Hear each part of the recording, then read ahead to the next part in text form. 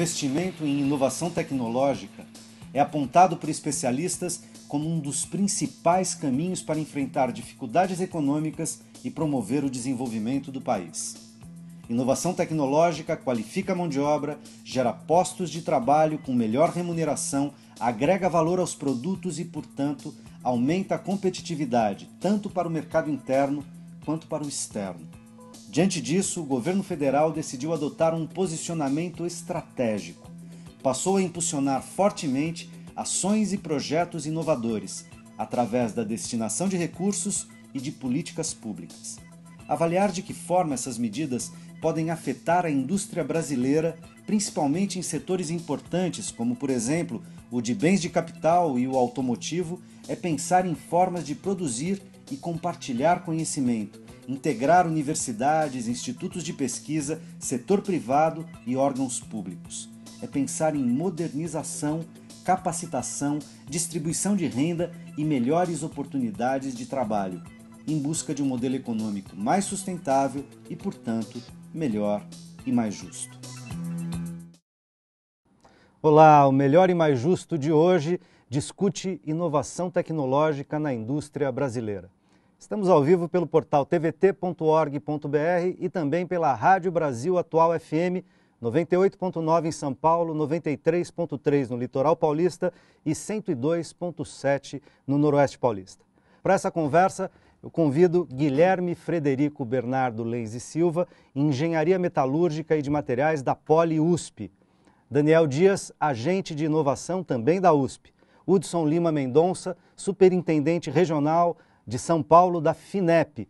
E José Roberto Nogueira, o Bigodinho, diretor executivo do Sindicato dos Metalúrgicos do ABC. Bem-vindos.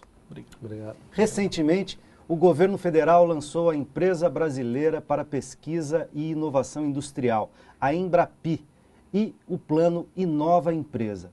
As duas ações claramente fazem parte de um projeto que visa promover mais sinergia entre instituições públicas de pesquisa e inovação e empresas privadas para tornar a nossa indústria mais competitiva no mercado global. Estamos falando de um aporte de quase 33 bilhões de reais. O que isso significa? Comecemos por aí, bem-vindos novamente. Vou começar aqui pela minha direita com o Hudson. O que significa um aporte de quase 33 bilhões para inovação tecnológica como política pública, como uma direção para a gente avançar num setor ou numa área em que o Brasil ainda tem vários passos a dar? Obrigado, primeiramente. Esses 33 bilhões são um montante de recursos inéditos na história do país, e o Inova Empresa ele significa, e a Embrapi, mais do que só os 33 bilhões, né, que já seria um montante significativo e maior dessa história. Mas, mais do que isso, a inovação passou a ser uma estratégia de país. São 11 ministérios envolvidos, são 12 instituições como a FINEP, BNDES e outras instituições de governo atuando de forma conjunta para apoiar a inovação. Essa é uma mudança de paradigma no que se tange a ciência, tecnologia e inovação no país desde nos últimos 50 anos, pode-se dizer seguramente. Vou rodar para o outro lado aqui. Daniel, bem-vindo de novo. Obrigado. E como você vê esse momento em relação à inovação e tecnologia no Brasil? Quer dizer, em que ponto estamos e para onde a gente tem que avançar? Então, na minha percepção, os últimos anos, o governo tem feito aportes significativos, né, em áreas na área de ciência, tecnologia e inovação. Houve uma integração da política de ciência, tecnologia e inovação com a política industrial de comércio exterior, que é muito importante, né, porque a gente não vai fazer inovação só para o mercado interno. É interessante que a gente agregue valor aos produtos tipicamente nacionais e isso gere exportações, balança comercial positiva. E um outro ponto é a questão da convergência, né, entre academia, né, e setor produtivo, né. Hoje, né, se a gente utilizar a métrica de números de pedidos de patente depositados, a maior parte, né, das patentes de residentes ela é advinda de universidades e centros de pesquisa públicos. Por outro lado, iniciativas como a da Embrapa podem cooperar com que as empresas estejam mais envolvidas em atividades de pesquisa, desenvolvimento e inovação, o que vai representar a melhoria da competitividade, né, e geração de empregos, balança comercial positiva e tudo que a gente deseja para um futuro próximo. Bigode, entra na conversa e eu queria te perguntar, primeiro num campo, digamos, político, né? Como é que essas questões de inovação e tecnologia são vistas pelo lado do trabalhador? Como é que ele olha para isso? Primeira coisa. Segunda coisa, quer dizer, a gente tem uma tradição no Brasil, primeiro, de a inovação e tecnologia ficam nas matrizes, quando nas indústrias, nas empresas multinacionais, agora no mercado globalizado, mas já de muitos anos, elas vêm para cá, mas o Brasil não produz ou não tem acesso a essa tecnologia. Aliás, algumas das patentes feitas no Brasil, se eu não me engano, a questão do álcool é uma, do etanol, ela foi produzida no Brasil, mas ela é de propriedade da Bosch, não é isso? Então, você tem as indústrias nacionais, internacionais e multinacionais, ficando com produzindo patentes, produzindo inovação e tecnologia. A gente não tem uma tradição muito forte nesse sentido. Agora, só política pública, só investimento é suficiente ou tem que mudar a cultura também dos nossos empresários? Dizer, enquanto você tem uma possibilidade de proteger o seu negócio, de conseguir lucratividade sem precisar inovar, sem muita competitividade, talvez isso seja também uma dificuldade para avançar em inovação tecnológica. Estou falando bobagem ou é por aí? Não, está no caminho certo. Obrigado pela oportunidade da gente estar vindo aqui nesse debate, porque assim, nós estamos falando de uma nova política da indústria. Então, inovar em tecnologia para se tornar competitivo, foi o que o Daniel acabou de falar. Então, as ações políticas e que a gente tem que fazer acontecer contra o trabalhador é encarar esse debate de frente. Porque quando a gente está falando em inovação tecnológica, não pense você que vai reduzir o número de trabalhadores. O que nós vamos precisar? De trabalhadores qualificados. Por isso, essas parcerias que tem que fazer com as universidades e Senai. É um passo importante. Uma outra coisa que você chama a atenção é justamente da inteligência do negócio, que acaba muitas vezes ficando na matriz. Então, está sendo gerado um monte de movimentos por parte dos trabalhadores e por parte dos empresários, justamente para a gente achar um caminho de qualificação para que a gente traga essa inteligência para cá. Para que a gente não fique somente com a produção, mas sim você precisar produzir algo da inteligência do produto final, que é o maior valor agregado. Então, essa história de pesquisa, todos esses investimentos que a gente está falando, é de tamanha importância para esse novo movimento na política da indústria nacional do nosso país. Guilherme, entrar na conversa. Como fazer para a gente constituir mais sinergia entre institutos de pesquisa e entre a universidade e o mundo empresarial? Embora haja algumas áreas que já fazem isso com expertise e há relativamente bastante tempo no Brasil, isso não é uma coisa generalizada, né? A gente tem uma tradição acadêmica que teve durante décadas, historicamente distante do mundo empresarial, tá certo?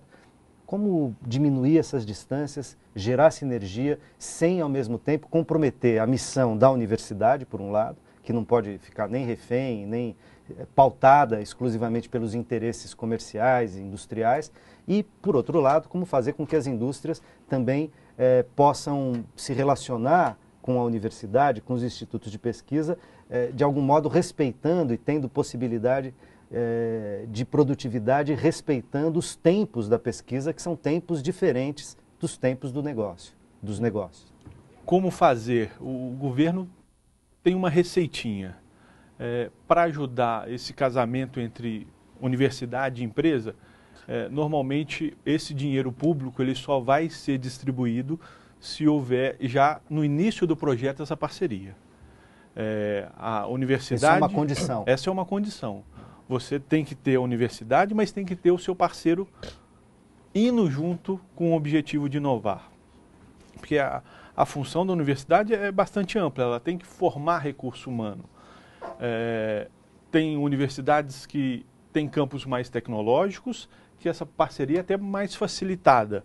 Mas tem universidades que não têm esse tipo de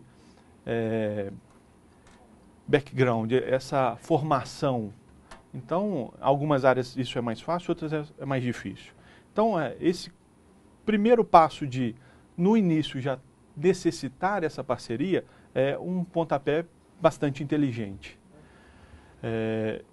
Como fazer isso de forma sustentável? Ou seja, isso já é um indutor relevante. relevante. É relevante e é necessário. Porque para você ter um casamento de longo tempo, você tem que começar a conhecer as dificuldades dos seus parceiros e pensar em melhorar continuamente. Isso é um requisito do governo e o dinheiro só sai se houver esse casamento. Esse dinheiro não é para a indústria e não é para a universidade. Esse dinheiro é para gerar inovação com todos esses parceiros. Então, isso é uma questão muito importante e um pontapé inicial bem inteligente do governo. Só que não é fácil você quebrar esse paradigma da universidade, porque ela ficou em berço esplêndido durante muito tempo. Eu tenho aqui a minha verba, eu tenho aqui o meu orçamento, e eu não preciso conversar com a indústria, porque ela achava... Para viabilizar o trabalho dela. E ela tem que se mover, a indústria também tem que se mover, porque na universidade você tem condições para ter uma interação, porque é lá que você está formando a sua mão de obra, que depois vai ser empregada na indústria. Então, você tem esse trunfo na sua mão. Hudson, como é que FINEP, por exemplo, uma financiadora de estudos e projetos, pensa no campo da inovação e da tecnologia, no campo, portanto, de pesquisa e desenvolvimento, em mudar essa mentalidade, né? A gente ainda tem uma mentalidade, ora, digamos, do lado empresário, eu sei que eu estou simplificando aqui, mas apenas para tentar ser claro. Ora, do lado de parte do empresariado, de tentar proteger os seus negócios. Então, eu só vou inovar e só vou correr risco, porque inovação e tecnologia implica risco, né? Eu tenho que investir em pesquisa, eu tenho que gastar dinheiro, e eu não tenho garantias plenas sobre que resultados eu vou alcançar. Então, enquanto eu estiver num cenário mais protegido, né? Enquanto eu puder, por exemplo, em relação ao mercado interno, ter ali a minha lucratividade garantida, por que eu investiria em ciência e tecnologia, de um lado?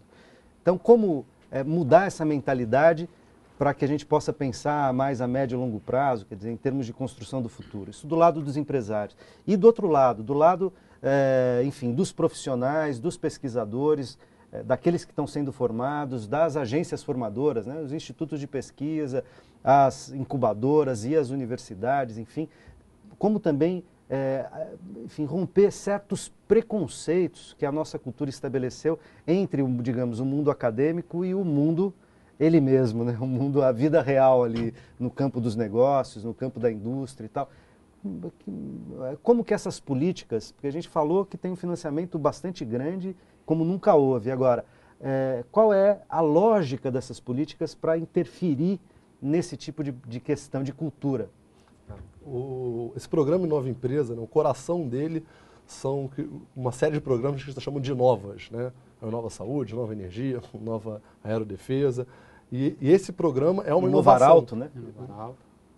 E esse programa, eles são inovadores. Ele tem uma lógica completamente diferente de atuação, né? Boa parte deles são liderados pela FINEP, que opera cerca de 40% de todo o montante do Inova Empresa. E ele tem exatamente esse objetivo, né, no processo de seleção dele. Ele começa com a gente induz todos os participantes a se cadastrarem. É um cadastro relativamente simples, não precisa estar tudo acertado, azeitado nesse primeiro momento, para a gente saber quem está jogando o jogo da inovação naquela determinada tecnologia, por exemplo. Uma vez todos cadastrados, eu estou falando de empresas de qualquer porte, empresas grandes, pequenas, institutos de pesquisa, universidades, todos eles vão entrar dentro do programa e serem incentivados a fazer parceria. E como é que a gente faz isso em termos práticos, em termos concretos? O programa ele é formado por uma série de instituições com uma série de recursos diferentes, né? Tem recursos mais nobres, né? Como a chamada subvenção, que é recurso não reembolsável, é o grant, é o fundo perdido antigamente, que não é um nome muito bom, mas é um nome que as pessoas conhecem. E e financiamentos com taxas mais altas. Quanto mais as maiores empresas buscarem parcerias com universidades, pequenas empresas, institutos de pesquisa, mais chance elas vão ter de obter os recursos mais nobres, os recursos não reembolsáveis a fundo perdido. Então essa é uma maneira de forçar a grande empresa, né, que é uma das grandes indutoras da inovação, a procurarem, né, o instituto de pesquisa, No sentido inverso, como bem colocou o Guilherme, a ICT, o Instituto de Pesquisa, só vai poder entrar num plano de negócio se ela firmar uma parceria. Então você tem, de um lado, um incentivo à grande empresa a procurar essa parceria e, do outro, um incentivo das institutos e universidades de buscarem esse recurso de maneira conjunta, porque todos esses editais e o processo ele é focado no resultado. O que a gente não quer mais protótipos nas universidades, a gente não quer empresas brasileiras não inovadoras, a gente quer inovação na rua. Eu quero pegar um veículo híbrido na rua, eu quero que essa tecnologia que a gente tanto desenvolve não fique parado, não seja desenvolvido pelas empresas e também não fique parado nas universidades. Tem que gerar externalidade para a sociedade. Ok, eu tenho que fazer um rápido intervalo e daqui a pouco a gente volta com esse debate, não sai daí.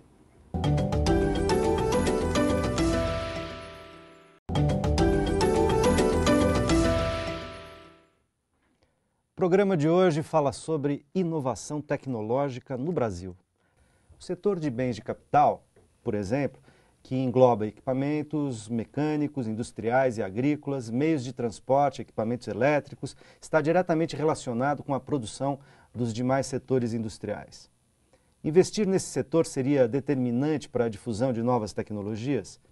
Além disso, quais são os setores estratégicos para disseminar tecnologia made in Brasil? Bigodinho. Bom, acho que aquilo que a gente sempre tem que valorizar, né? A gente falando contra o trabalhador, a gente vê que nos últimos anos a gente ficou com uma lacuna aí muito dispersa, chamamos assim, dessa formação profissional que nós estamos discutindo aqui. E se a gente quer de fato avançar e tem demanda, porque o governo vem tomando decisões políticas importantes para uma demanda que a gente enxerga, que vem com uma força tremenda e a gente tem que estar preparado. Então, quando você olha para esse dinheiro, essa ação que o governo está tendo com esse olhar clínico, bem clínico mesmo, porque muitas vezes algumas decisões políticas não tinha esse passo de você discutir com os técnicos, com as universidades, para entender qual que é o potencial que nós temos para crescer nesse sentido. Nessa valorização de mão de obra e que vai dar um caráter diferente para o trabalhador. Ele vai ter um salário melhor. Então, essa coisa de inovação tecnológica, olha o tamanho da importância para o país, né, para o trabalhador e para a sociedade. Eu acho que é um dos caminhos que também a gente tem que ter, junto com a sociedade, para explicar para eles, de fato, essa nova política da indústria do país. E é um momento muito importante. A gente sempre fala no meio lá do trabalhador, um pouquinho no chão de fábrica, para ilustrar um pouquinho, que é o seguinte: o cavalo está selado e nós precisamos montar nele e é o momento nosso. Então nós estamos na direção certa. Então você tem governo, você tem empresários, tem trabalhadores e tem essas parcerias com as universidades. Então, é muito importante isso, a gente não pode deixar passar batido, né? Como sempre diz o ditado. Daniel, a gente está, de certa maneira, relativamente atrasado em termos de escala e consistência no campo da inovação e da tecnologia. Isso de um lado. Então, estamos tendo que correr atrás de um certo prejuízo, né? Tem nações que estão muito à frente do Brasil, e o Brasil tem um parque industrial grande, tem uma indústria diversificada, no entanto, ele perde competitividade em termos de ciência e tecnologia em vários campos. Embora a gente tenha tido avanços, a indústria metalúrgica, muito se falou há um pouco tempo atrás de um projeto brasileiro, do novo Fiesta, por exemplo, feito aqui no ABC, né, que tem ali um grau importante de inovação tecnológica, e a indústria automotiva é uma das que está sendo desafiada, inclusive por conta da sustentabilidade, por conta da saturação das frotas nas grandes cidades e tal, a inovar. E aí ela está sendo forçada por uma questão de competitividade e mudança do mundo e de necessidades, tá certo? Como é que você vê o enfrentamento dessas questões para a gente, digamos, poder dar conta de resgatar parte desse tempo que, não sei se a gente perdeu, mas enfim, desse caminho que a gente não percorreu? Eu achei interessante uma observação que foi feita, né, a respeito de que existe uma necessidade de mudar a cultura do empresário. Essa necessidade existe, sim, mas não é só ela, é a necessidade de mudar a cultura de todo mundo. Né? E isso se passa pelo processo educacional. Né? Você querer esperar um jovem chegar à universidade e para que ele se torne, ele passe a pensar em questões relativas à inovação, eu entendo que é um desperdício de tempo. Né? Isso tinha que começar lá na educação básica.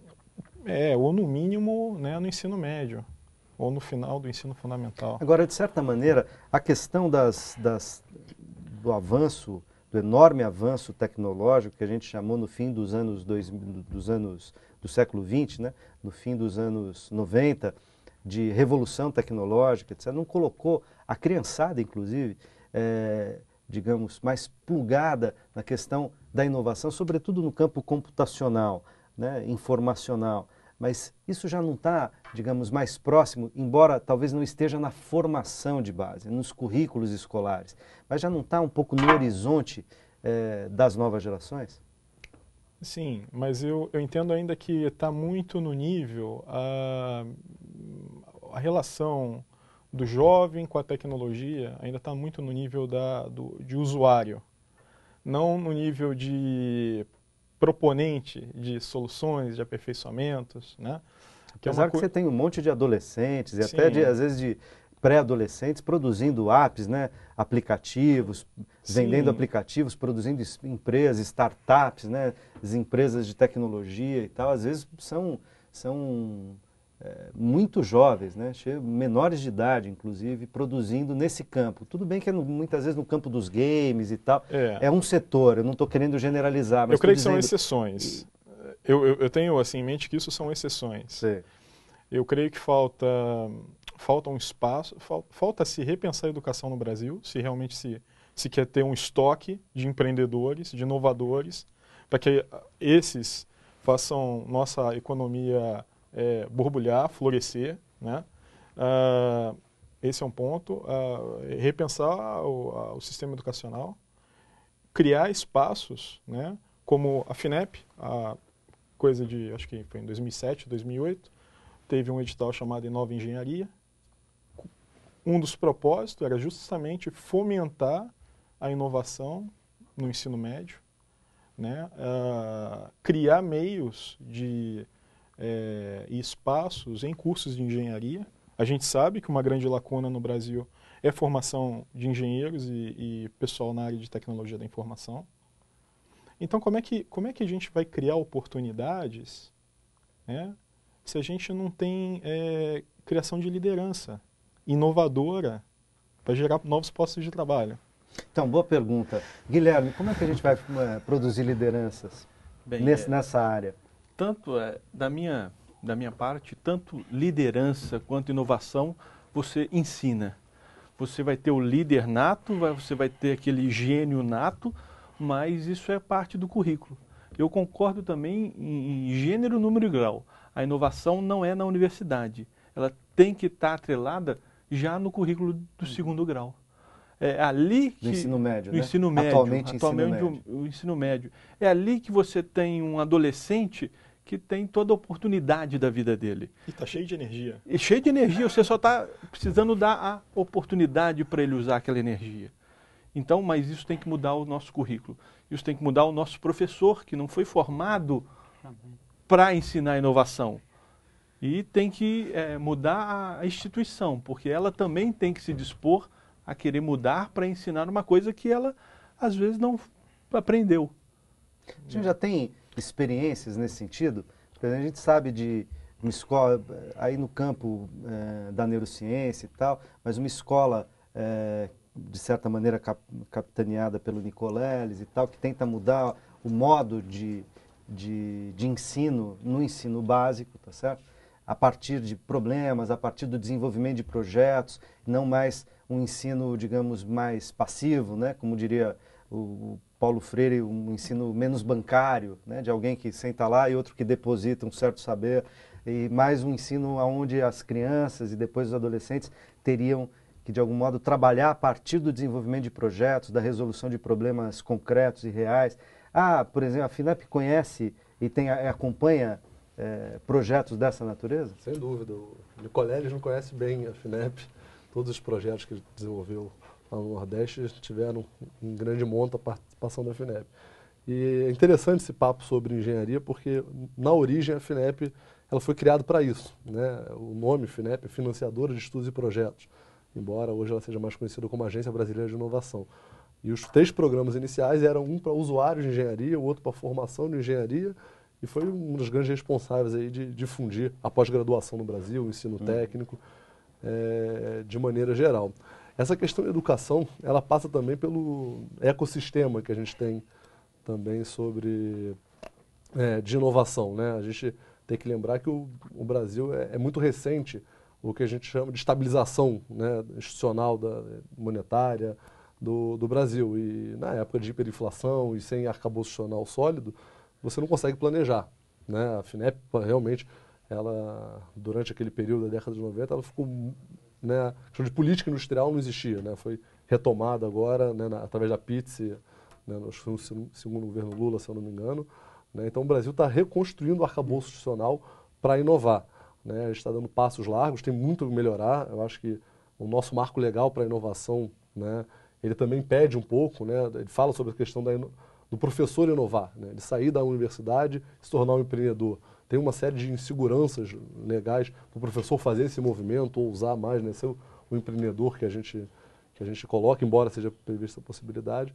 Então, eu acho que passa por isso, né, a gente pensar na questão educacional, sem dúvida nenhuma, né, difundir inovação como maneira de competir, maneira de ser um país que foge da vocação natural, de agroprimário exportador, né, que é a nossa vocação natural pelo tamanho, pelos recursos naturais que nós temos, e passe a ser um país mais focado, né, nessas questões de alto valor agregado, que gera empregos com muito maior remuneração, né? Eu acho que é importante.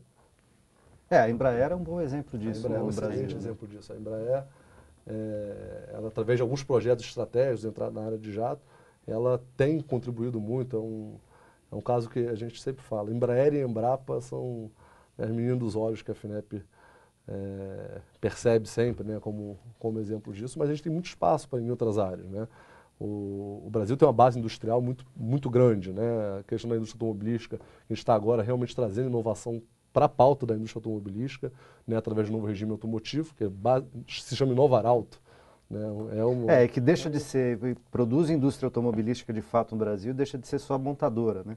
Porque a gente tem uma tradição aqui de muito tempo de você ter basicamente montadoras, chega tudo, o pacote você desembrulha no porto e monta aqui. Outra coisa é produzir automóveis e veículos automotores, não projetar, só automóveis. Né? Projetar, né? A questão do projeto é importante, né?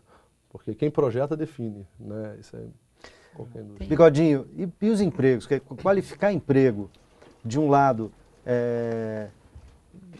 não assusta, porque assim, qualificar emprego, ótimo, as pessoas mais bem qualificadas, ganhando mais, etc. Mas inovação e tecnologia no campo da indústria também mecanizam e, eventualmente, a mecanização corta postos de trabalho. Como é que o sindicato pensa essa questão?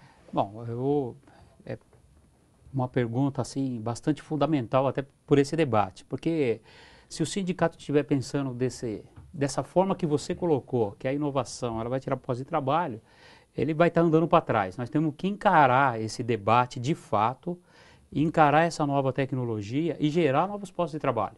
É o contrário. Na nossa concepção, nós somos vanguarda nos assuntos. Esse novo regime automotivo ele foi escrito com personagens nossos. Nós levamos para os técnicos do governo as ideias. Então, a gente tem que estar preparado para essa inovação até por conta de você ser competitivo. Então, você tem que mostrar que você tem condição de fazer. E mostrar que você tem condição de fazer é estar preparado. E sem tecnologia, você não consegue projetar carro com grandes qualidade, tem que ser rápido, porque o mundo te engole, certo? Você fala de um mundo globalizado, onde você vai achar peças de um carro em qualquer lugar do mundo. Então, você tem que estar preparado para esse mundo. E estar preparado para esse mundo que a gente está discutindo, a tecnologia é a parte mais importante do processo. Eu lembro, eu sou trabalhador da Volkswagen, eu lembro quando a gente passou por algumas transformações na fábrica, com a chegada de robôs, o pessoal falava, olha, vai diminuir mão de obra, uma série de coisas que esse sindicato ouvia e teve coragem de fazer o debate. Não só com o trabalhador, mas com a sociedade. A sociedade ficou do nosso lado. E quando a gente fala em inovação tecnológica, que a gente fala em investimento, que o que segura nível de emprego é investimento. Então, se você tem essas máquinas que são rápidas para produzir, quando o empresário coloca uma máquina dessa, ele está pensando em produção, ele está pensando numa solidez. E ele precisa da mão de obra, né? Qualquer avião que você construir, por mais perfeito que ele seja, precisa ter uma mão de obra qualificada. Para produzi-lo, para fazer a manutenção, são cadeias grandes. Para fazer a manutenção. Então, a gente conhece um pouco disso, e quando você vai colocando o debate, ouvindo as universidades, ouvindo o governo, a gente vai abrindo ainda mais esse leque, né? Nós temos que estar preparados para o debate. Aliás, então a questão é essa, né? Isso não ameaça, muito pelo contrário, ameaçado ficarão os empregos se a gente não ir adiante em ciência e tecnologia, inovação tecnológica. As carroças não acabaram, né? Quando você inovou e criou o automóvel, ele gerou milhões de empregos, né? Ele não acabou com o emprego dos cocheiros, né? Eu preciso fazer mais um rápido intervalo e a gente já volta.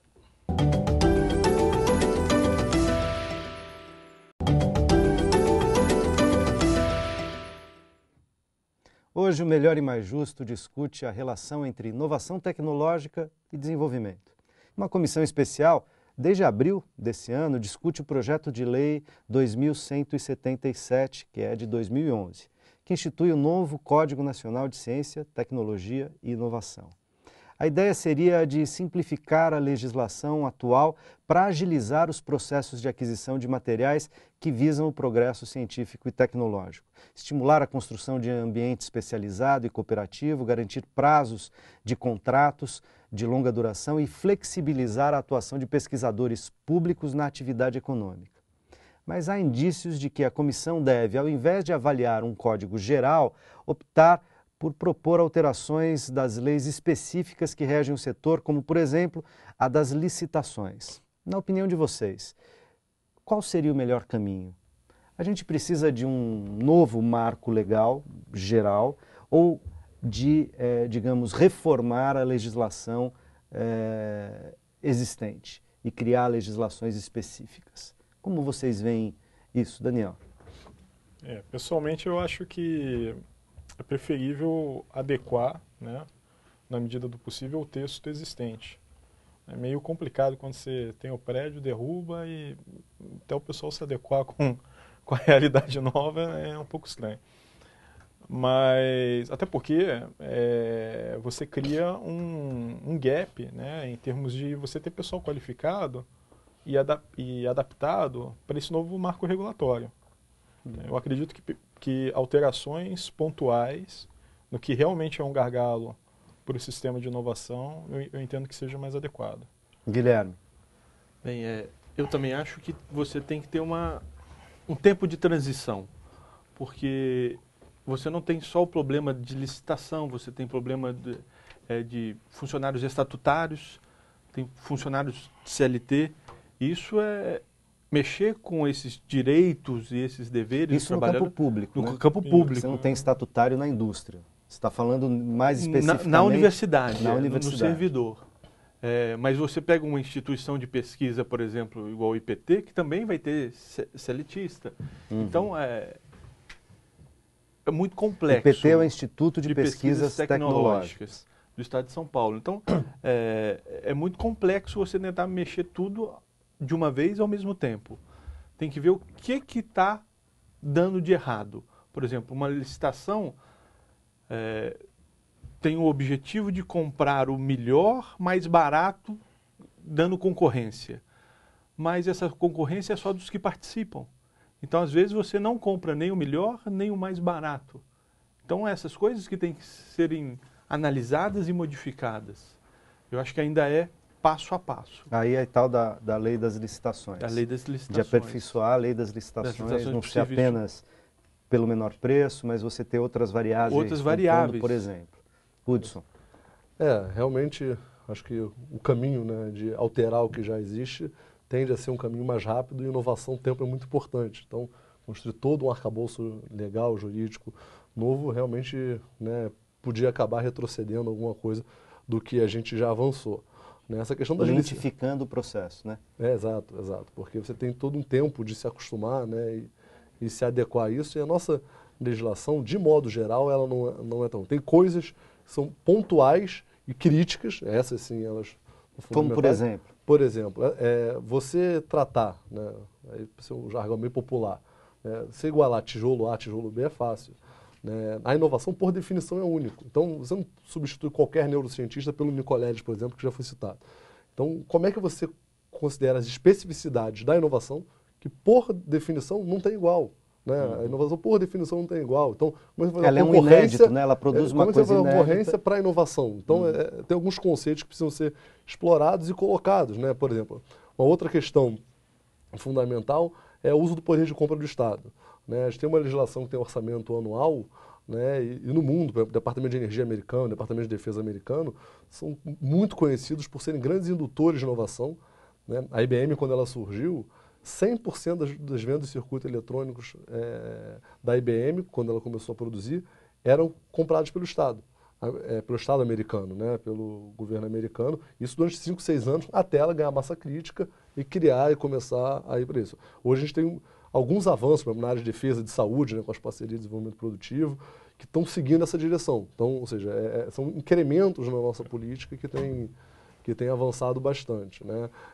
Uma outra e aí as leis precisam acompanhar isso. Está dizendo que há um gap aí, há uma defasagem entre o marco legal e aquilo que a inovação tecnológica precisa para acontecer com mais agilidade e correção. Adequar esses instrumentos, né, os instrumentos mais nobres, por exemplo, de participação acionária. Né? A FINEP está começando a estruturar a sua área de participação acionária direta, porque um dos grandes incentivos é você compartilhar risco entre setor público e privado, para ser mais ousado para a inovação. Né? A FINEP tem uma quantidade considerável de crédito, né, mas, em geral, as pessoas têm uma dificuldade de pegar dinheiro emprestado para botar na bolsa. Né? Você tem que ter uma compatibilização de risco e retorno adequada. E esse capital é só um capital nacional ou a gente está falando de capital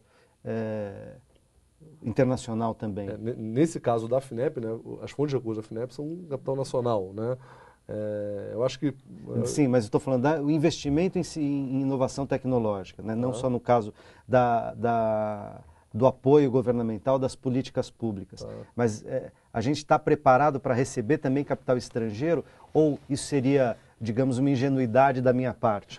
No sentido de dizer, bom, o capital estrangeiro vai investir lá na sua matriz, lá no seu país, ele não vai vir fazer ciência e tecnologia ou inovação num outro país, no Brasil? Eu acho que todos os modelos são possíveis. Né? Hoje o conceito de inovação não é mais aquele funil que você vai seguindo, ele é mais aberto, ele é mais fluido, né? Ele é mais dinâmico.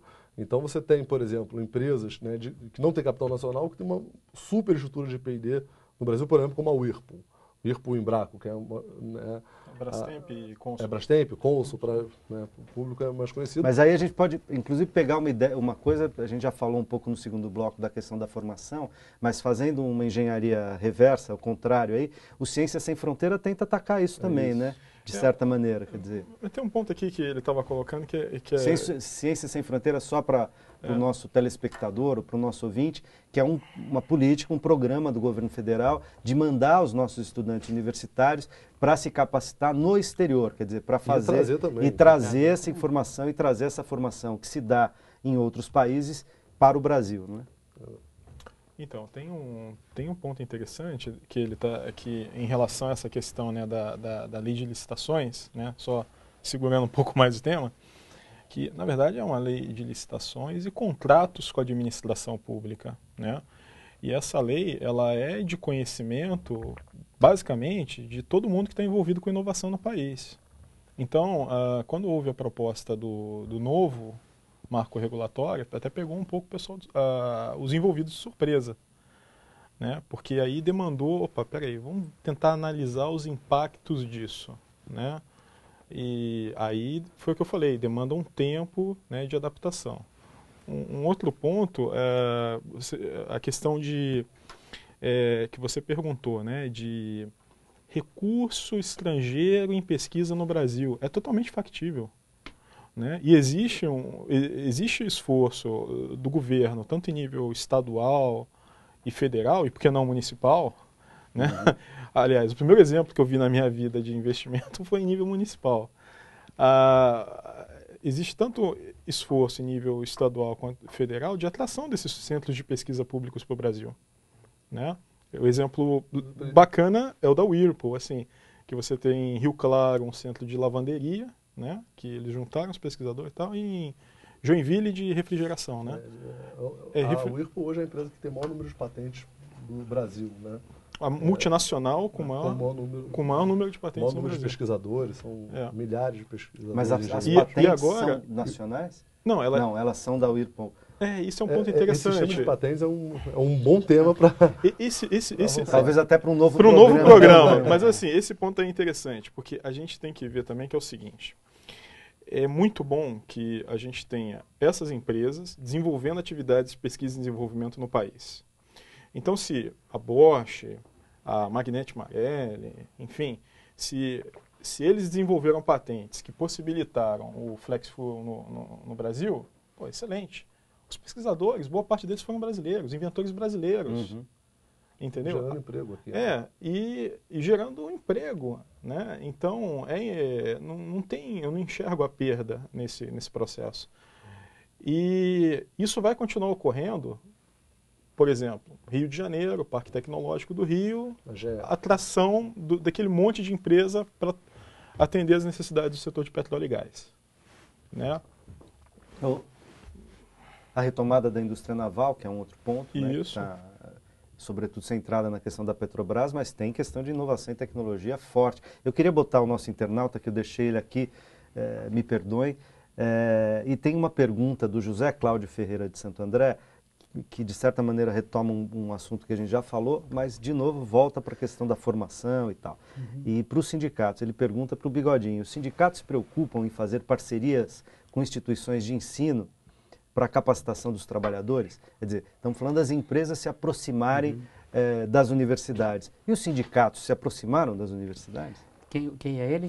José Cláudio Ferreira, de Santo André. Então, José Cláudio, né? José Cláudio, olha só, o sindicato não só se preocupa, como a partir agora do meio do ano vai ter uma escola na nossa regional de Diadema, parceria com o Senai, com cursos profissionalizantes e avançados, porque dentro do regime automotivo nós estamos falando de pesquisa e desenvolvimento.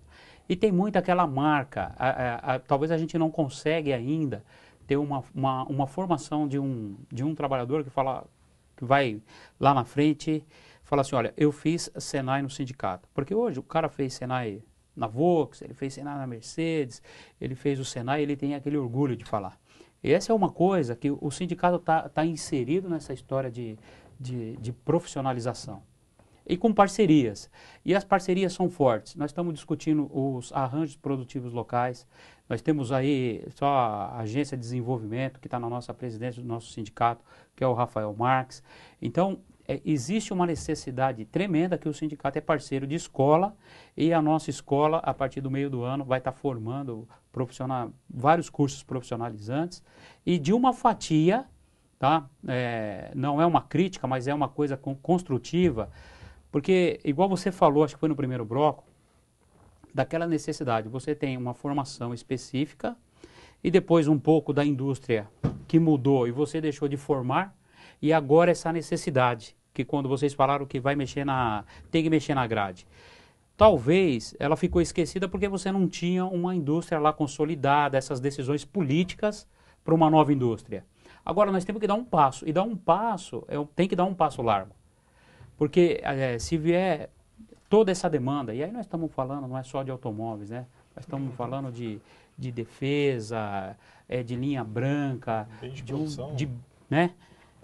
Então, o sindicato está inserido, sim, é importante ter essa qualificação e essa parceria forte com FATEC, Senai, e essa escola técnica do nosso sindicato. Então, é tranquilo. E é um debate que está bastante claro para a gente. Ou a gente forma, né? Ou a gente não vai tornar competitivo. De novo, a gente volta. Tem demanda? Tem demanda. Tem trabalho qualificado. E isso, aproveitando esse gancho, vocês estão me dando a oportunidade de falar, já falei que eu sou da Volkswagen, conheço lá a planta lá na Alemanha de Wolfsburg. Lá tem 50 mil trabalhadores. 35 mil trabalhadores são em áreas técnicas, em áreas administrativas, projetista, ferramenteiros. E nós temos, a maioria nossa da mão de obra aqui no Brasil, ela está voltada na produção. Olha a importância de você ter mão de obra qualificada, salário vai ser maior, né? Nós vamos estar de fato mudando a nossa grade para ter uma formação qualificada. Então, tem tudo para dar certo. Então, eu queria, só a gente está terminando o nosso tempo, eu queria uma palavrinha final de cada um de vocês para a gente, para dizer o seguinte, como que a população, como que a sociedade civil pode participar, ter acesso a esse debate? Quais são os canais que estão abertos para as pessoas se informarem? Vou começar pelo Hudson. A FINEP está de braços abertos, né? A gente tem uma série de canais de comunicação, a FINEP tem Twitter, tem o próprio site, tem um canal do YouTube, tem diversos canais de comunicação e diversas mídias diferentes. As associações de classe são muito importantes das indústrias em que as pessoas estão inseridas, e aí eu não digo só para os empresários ou só para as pessoas que são envolvidas com isso diretamente, mas para a sociedade de maneira geral. Em geral. Deixa eu ouvir o Guilherme. E a universidade, Guilherme? A USP tem canais abertos para a população ir lá e se informar sobre o que está acontecendo? A USP ela tem várias ações em diferentes níveis. Por exemplo, ela tem uma ação para os alunos de segundo grau conhecerem a universidade durante um dia, para ter visitas, para você olhar os laboratórios, conhecer o que se faz lá dentro. E esse ano já teve uma. No segundo semestre tem outra. Haverá outra, acho que normalmente em agosto, setembro, para o estudante entender o que se pode ser feito dentro da universidade. Em termos de inovação e tecnologia. Em termos de inovação. Daniel, rapidamente, o nosso tempo está... Estão me avisando aqui que o nosso tempo está estourando. A Agência USP de Inovação, ela tem duas ações bem interessantes, três ações bem interessantes nessa parte.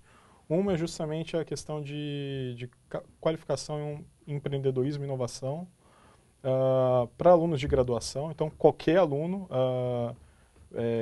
de nível superior que tem interesse em cursar uma disciplina como aluno especial, pode procurar na USP é possível. A agência de inovação. Ele vai ter que... A agência tem a própria dela, né, que é por via do Instituto de Física de São Carlos. Mas a gente tem o Twitter, tem a página, tudo isso está explicado lá. Uma outra iniciativa é a Olimpíada USP de Inovação, que está indo para a 3ª edição esse ano. E a gente conta sempre com integrantes da comunidade participando das equipes, que sempre tem alguns integrantes da comunidade USP. E ano passado nós tivemos na Zona Leste a primeira USPTech, que foi uma feira de empreendedorismo e inovação. Nós tivemos cerca de 12 mil participantes, 115 expositores, né? E a universidade mostrou quais atividades relacionadas... Nesse campo. Eu agradeço muitíssimo a presença de vocês, sei que a gente podia continuar conversando. Agradeço também a você que nos acompanhou até aqui. Logo o conteúdo desse programa estará disponível no nosso portal, onde você pode sugerir temas e rever outros debates que a gente já fez aqui. Acompanhe a nossa programação também pelas redes sociais, facebook.com/RedeTVT, pelo Twitter, @RedeTVT e pelo canal 13 da NET. A gente se encontra na próxima quinta-feira ou a qualquer momento pela internet. Forte abraço!